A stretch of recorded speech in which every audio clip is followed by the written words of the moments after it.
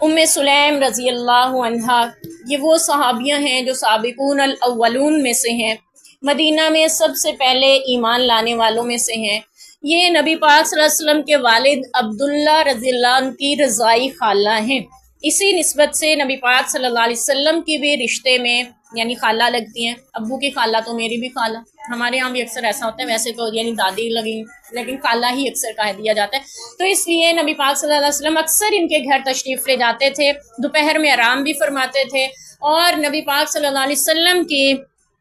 آرام جو فرماتے اس کے لیے چٹائی بچھا دیتی تھی، چمڑے کی بنی، حضرت انس رضی اللہ عنہ فرماتے ہیں، تو اس پہ آپ آرام فرماتے ہیں۔ آپ صلی اللہ علیہ وسلم نے اپنی قمیض مبارک جو ہے ہٹائی ہوئی تھی، اس سے پسینہ ٹپکا آپ کی کمر مبارک سے، اور اس چٹائی پہ جمع ہو گیا۔ سلیم نے اس کو جمع کر کے رکھ لیا، اور جب بھی کوئی خوشبو بناتی یا استعمال کی اس میں وہ شامل کر لیا کرتی تھی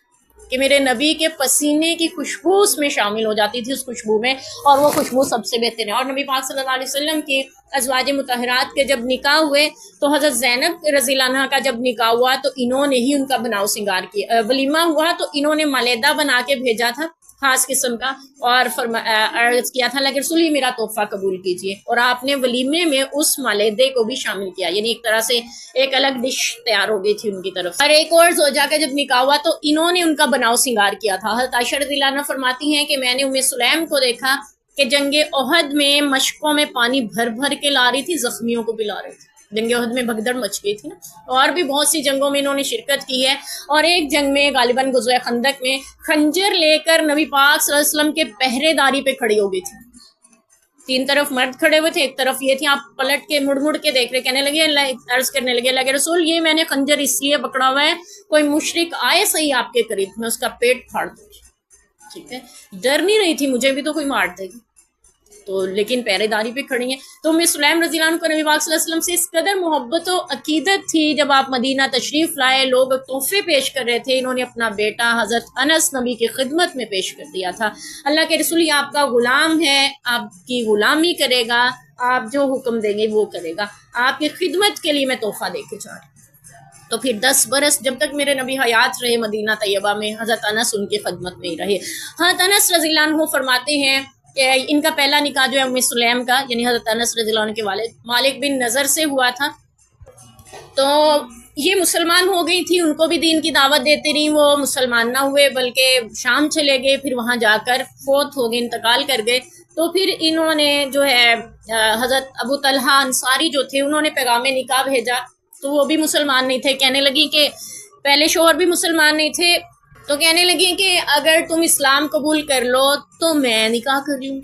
تو انہوں نے پھر ان کے سامنے آ کر کلمہ پڑھا، مسلمان ہو گئے، تو اپنے بیٹے سے کہنے لگی اٹھو اپنی ماں کا نکاح پڑھاؤ۔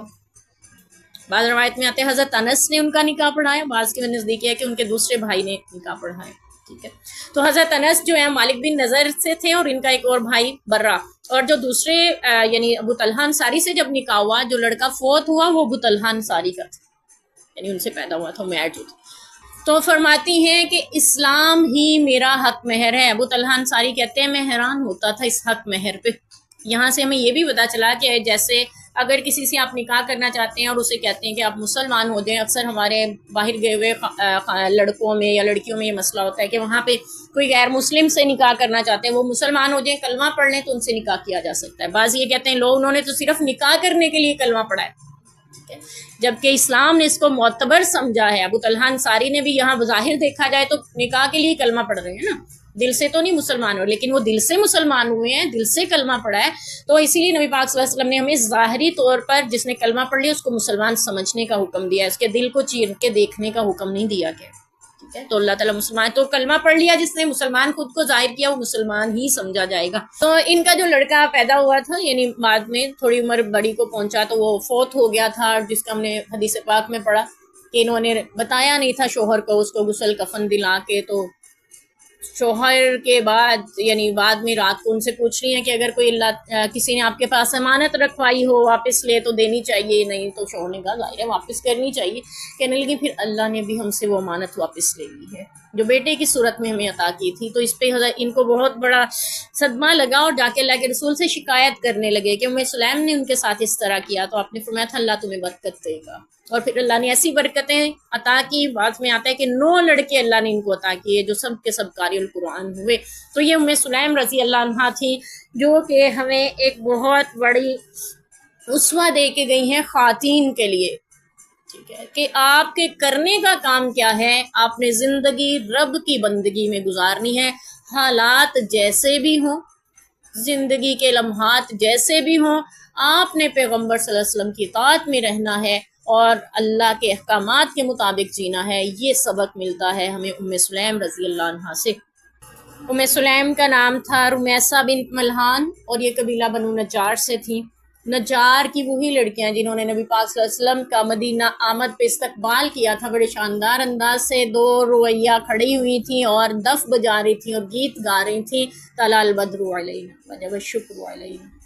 یہ والے یعنی جو ہے ترانے پڑھ رہی تھی۔ تو یہ قبیلہ نجار سے تھی ام سلیم رضی اللہ عنہا، جنہوں نے وہ قبیلہ ہے جنہوں نے نبی پاک صلی اللہ علیہ وسلم کا والہانہ استقبال کیا تھا اور والہانہ زندگیاں آپ صلی اللہ علیہ وسلم پہ اور اللہ کے رسول اور اس کے دین پہ نثار کی تھی۔ تو یہ ام سلیم رضی اللہ عنہا کا بھی ایک بہت بڑا حصہ اس میں شامل ہے۔